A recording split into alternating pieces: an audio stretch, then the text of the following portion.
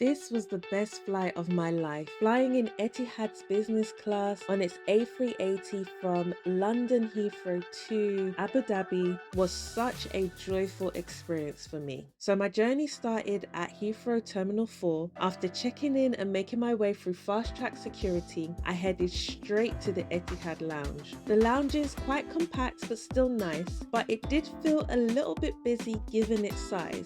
Seeing as this was a morning flight, I ordered eggs royale for breakfast from the a la carte menu. However, there was also a small buffet available. In the other room, there was also a bar. After breakfast, I eagerly made my way to the gate as I wanted to catch a glimpse of the A380 before boarding. And being a Kino Bino, I wanted to be one of the first to board to maximize my time on the aircraft. Walking along the jet bridge, I was just so happy and excited. I had been really looking forward to this flight and I just had to stop to take some pictures. But I did notice that once I started taking pictures, other people stopped to take pictures too. And why wouldn't you? This is a super cool aircraft, and why wouldn't you want to capture this experience? Unfortunately, the position of the jet bridge meant that we could only see part of Etihad's A380, but I was able to get a good look at Qatar Airways A380, which was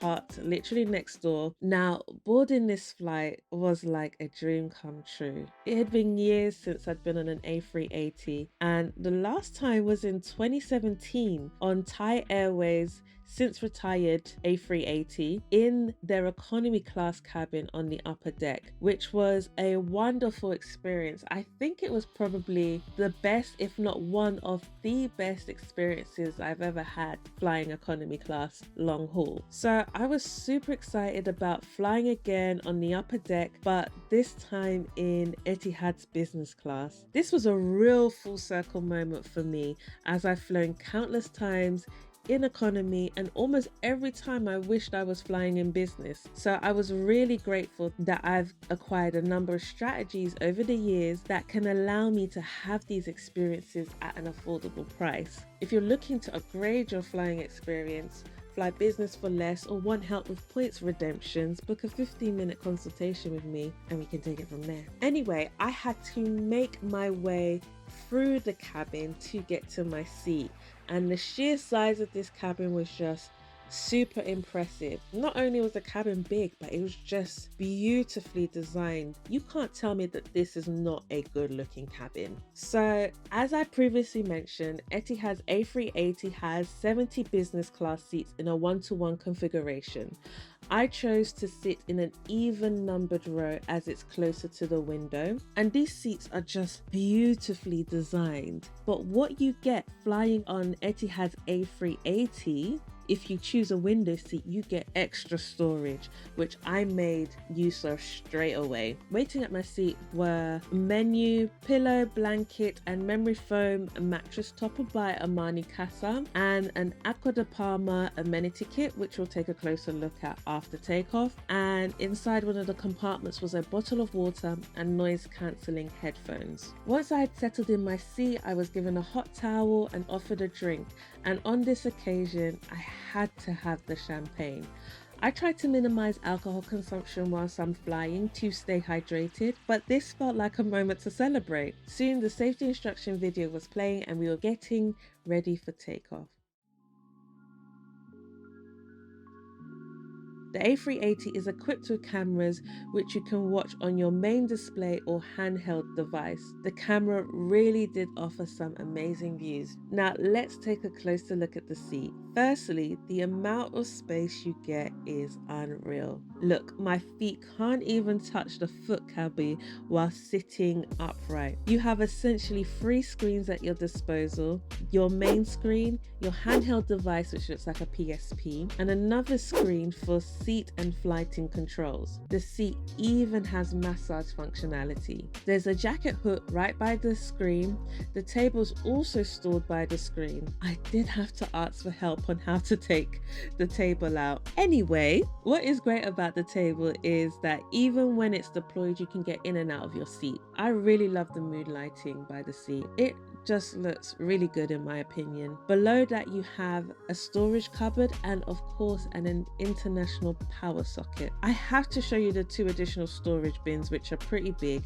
Each has a capacity of 10 kg. Oh, and I almost forgot to mention that you can control the window blinds from the seat controls. So let's look at the amenity kit. Inside the kit was lotion, socks and eye mask, some sanitizing wipes, hand sanitizer, dental kit and a sample fragrance. Now it's time for a quick bathroom check. Other than the sink being a bit blocked, I have to say that the toilets were clean and nicely designed. I did tell cabin crew about the sink and they fixed it immediately. No additional amenities were in the bathroom, just soap, cream and sanitizer. When I returned to my seat, a cappuccino, warm nuts and a Godiva chocolate were waiting for me. I also ordered one of their mocktails called Butterfly Effect, which is made from butterfly pea, lemon and mint. And this has to be the prettiest drink served at 30,000 feet. Even though this was a morning flight, I wanted to check out the bedding and the lie flat seat. I didn't sleep on this flight, so I can't really say much about its functionality as a natural bed, but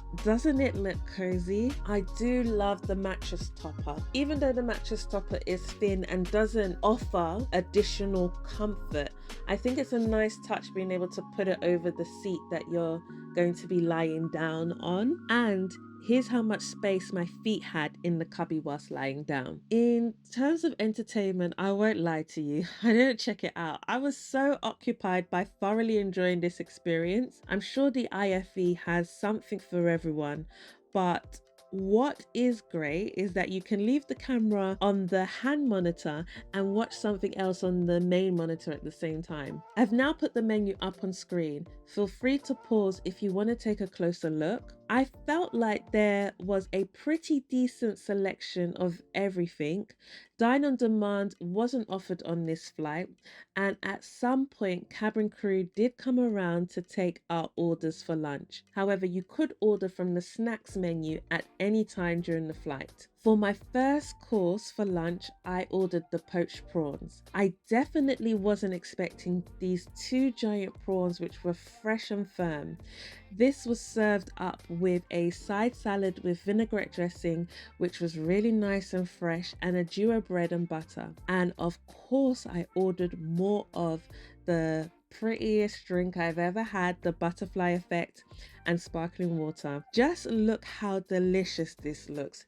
This is, in my opinion, this is fine dining in the air. Then for my main, I opted for the short ribs. They were so juicy and tender, just perfect. The mash was light and creamy, the gravy, the vegetables, the beans, the flavors, they all worked in perfect harmony together. Then I had a cheese board, which had some really generous slices of cheese. And of course I opted for dessert too, which was just heavenly. Just look at it. Doesn't it look gorgeous? The texture.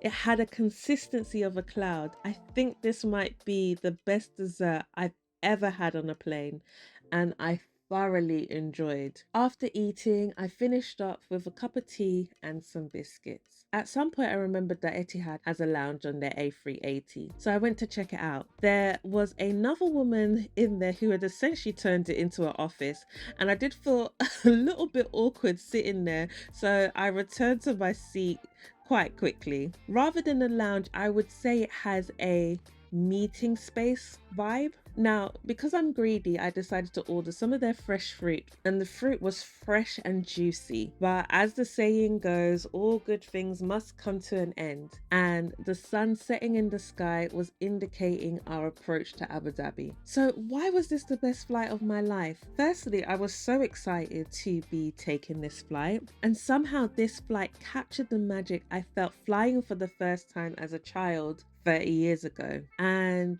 I may be projecting, but it felt like everyone was happy and grateful to be there. The atmosphere on this flight was just magical. Check out my experience flying Q Suites with Qatar Airways, and I will see you in the next video.